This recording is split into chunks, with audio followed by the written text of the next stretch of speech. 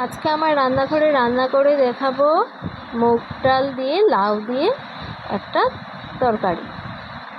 এই যে মুগ ডাল আমি এখানে রেখেছি, লাউগুলো আমি কেটে ধুয়ে সুন্দর করে রেখেছি।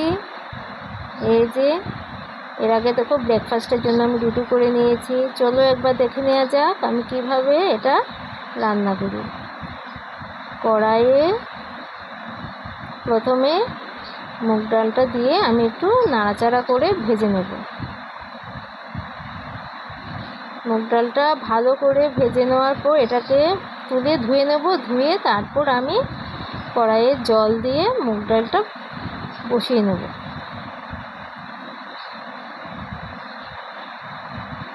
হয়ে আসলে পরে আমি এর মধ্যে মরিচ কুচি দিয়ে হাতা দিয়ে একটু নাড়াচাড়া করে নেব। এভাবে আমি 15 মিনিট রেখে দেব। 15 মিনিট পর ডালটা ফুটে গেলে আমি লাউগুলো ছেড়ে দেব।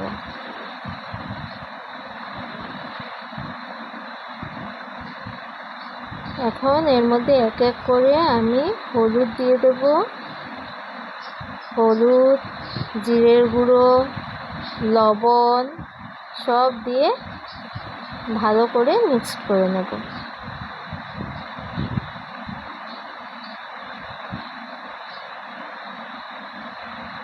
হাতা দিয়ে নাড়াচাড়া করে ভালো করে মিক্স করবো। তোমরা কে কোথা থেকে দেখছো আমাকে নিশ্চয়ই জানাবে।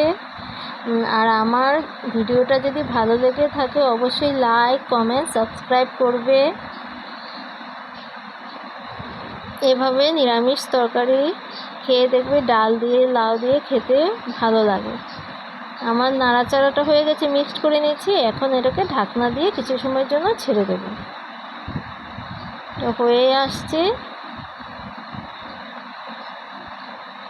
দেখো অনেক জল বেরিয়েছে লাউটা দিয়ে।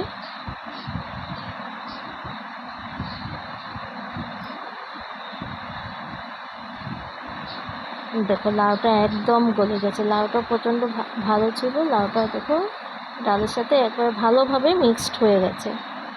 এখন আমি একটু হাতা দিয়ে নাড়াচাড়া করে নিচ্ছি। হাতা দিয়ে নাড়াচাড়া করলে আরেকটু ভালোভাবে মিক্সড হবে। এখন এটাকে নামিয়ে নিয়েছি।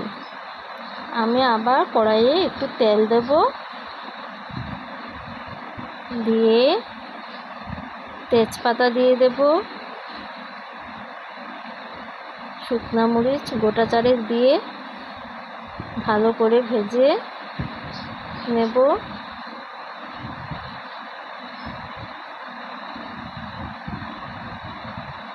এখন 5 ফোড়ন সম্বাস দিয়ে ডালটা ছেড়ে দেব।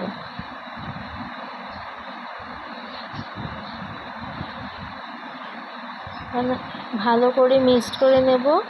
আর নামানোর আগে অবশ্যই একটু স্বাদ মতো চিনি দিয়ে দেবে। দিলে ডালের টেস্টটা আরও বেড়ে যাবে, লাউ ডালের টেস্টটা আরও বেড়ে যাবে।